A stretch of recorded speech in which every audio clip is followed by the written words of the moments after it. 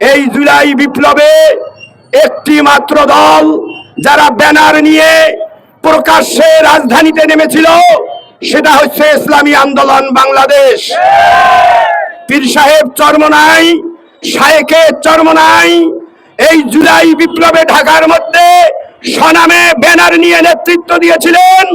আর কোন সংগঠন সেটা দেওয়ার সাহস দেখাতে পারে নাই।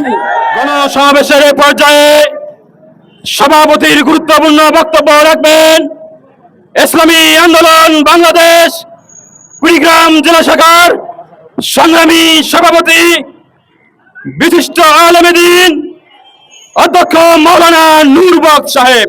নারায়ে তাকবীর, নারায়ে তাকবীর, আল্লাহু আকবার। ফাসিবাদের আস্তানা, সন্ত্রাসীদের আস্তানা, ইনকিলাব ইনকিলাব, জিন্দাবাদ জিন্দাবাদ, দিয়েছি তো রক্ত, রক্তের বন্যায় নারায়ে তাকবীর।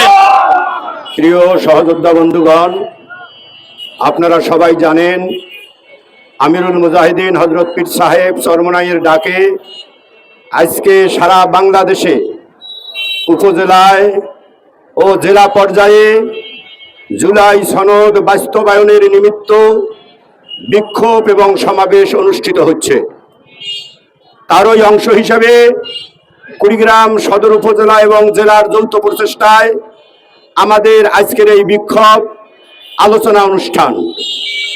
বৃষ্টি স্নাত দিনে উপস্থিতি অনেক হয়েছে, স্বাভাবিক থাকলে আরো কয়েক গুণ লোক এখানে ইনশাল্লাহ সংযুক্ত থাকতো।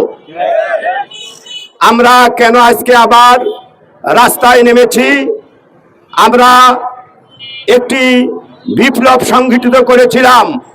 এদেশের মানুষ জানে, ইতিহাসের পাতায় লিপিবদ্ধ থাকবে, এই জুলাই বিপ্লবে একটি মাত্র দল যারা ব্যানার নিয়ে প্রকাশ্যে রাজধানীতে নেমেছিল, সেটা হচ্ছে ইসলামী আন্দোলন বাংলাদেশ।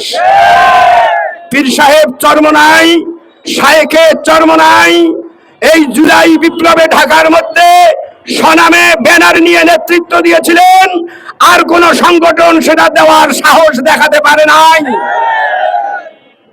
আমাদের আমির চেয়েছিলেন একটি বৈষম্যবিহীন বাংলাদেশ সৃষ্টি হবে, ঘুষ দুর্নীতি দুঃশাসন মুক্ত বাংলাদেশ সৃষ্টি হবে, ন্যায় বিচার প্রতিষ্ঠা হবে, জনতার ন্যায্য অধিকার প্রতিষ্ঠা হবে। সেই জন্য জুলুম শোষণ ও দুর্নীতির বিরুদ্ধে সেদিন আমাদের আমির ঢাকার রাজপথে নেতৃত্ব দিয়েছিলেন। বিপ্লব সফল হয়েছে, বাট বিপ্লবের পরে জনতার যে প্রত্যাশা, সে প্রত্যাশা পূরণ হয় নাই। জুলাই সনদ বাস্তবায়নের জন্য 70% মানুষ ভোট দিয়েছে। আজকের প্রধানমন্ত্রী জুলাই সনদ বাস্তবায়নের জন্য ভোটাধিকার প্রয়োগের কথা বলেছেন, কিন্তু ক্ষমতায় যে বেমালুম ভুলে গেছেন। এখন বলেন করব করব করব, কোন মাসে আপনি করবেন? যেরকম দেখেছিলাম বিগত সময়ে, এই 4-5 মাসে তো আমরা শুধু তাই দেখতেছি। কোন প্রকারের পরিবর্তন জনতার চোখে প্রস্ফুটিত হচ্ছে না। সুতরাং আজকের জুলাই বিপ্লবের দ্বিতীয় বর্ষে ইসলামী আন্দোলন বাংলাদেশ আমিরুল মুজাহিদিন হযরত পীর সাহেব হুজুরের সুস্পষ্ট বার্তা, ক্ষমতায় শান্তিতে থাকতে চান, দ্রুত জুলাই সনদ বাস্তবায়ন করুন। জুলাই সনদ বাস্তবায়ন মানেই বৈষম্যবিহীন বাংলাদেশ।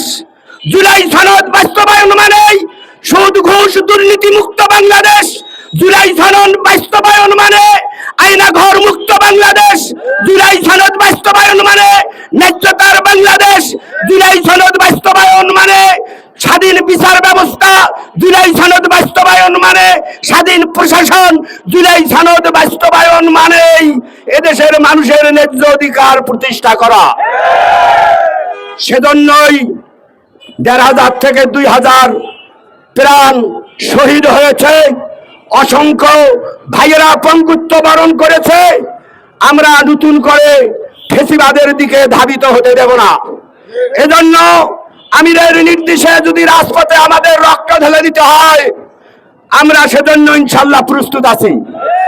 আমরা ক্ষমতার মসনদে বসতে চাই না, মন্ত্রী এবং এমপি হওয়ার কোনো খাহেশ আমাদের নেই, কিন্তু জুলাই সনদ আমিরের নির্দেশে তার মুরিদেরা ভক্তরা এদেশে বাস্তবায়ন করেই ছাড়বে ইনশাআল্লাহ।